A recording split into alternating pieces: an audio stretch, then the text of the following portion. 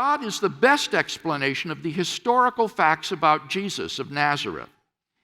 Historians have reached something of a consensus that Jesus came on the scene with an unprecedented sense of divine authority, the authority to stand and speak in God's place.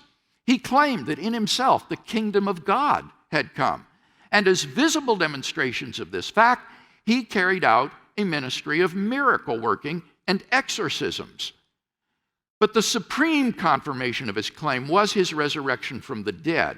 If Jesus did rise from the dead, then it would seem that we have a divine miracle on our hands and thus evidence for the existence of God. Now, I realize that most people probably think that the resurrection of Jesus is something you just accept by faith or not. But there are actually three facts recognized by the majority of historians today, which I believe are best explained by the resurrection of Jesus. Fact number one, on the Sunday after his crucifixion, Jesus' tomb was found empty by a group of his women followers. Two, on separate occasions, different individuals and groups of people saw appearances of Jesus alive after his death.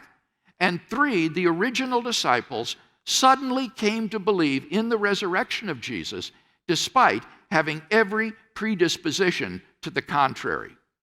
The eminent British scholar N.T. Wright, near the end of his 800-page study of the historicity of Jesus' resurrection, concludes that the empty tomb and post-mortem appearances of Jesus have been established to such a high degree of historical probability as to be, and I quote, virtually certain, akin to the death of Caesar Augustus in AD 17 or the fall of Jerusalem in AD 70.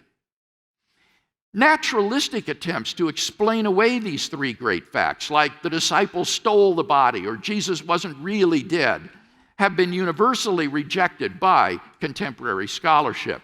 The simple fact is that there just is no plausible naturalistic explanation of these facts. And therefore, it seems to me, the Christian is amply justified in believing that Jesus rose from the dead and was who he claimed to be. But that entails that God exists. Thus, we have a good inductive argument to the existence of God based on the facts concerning the resurrection of Jesus.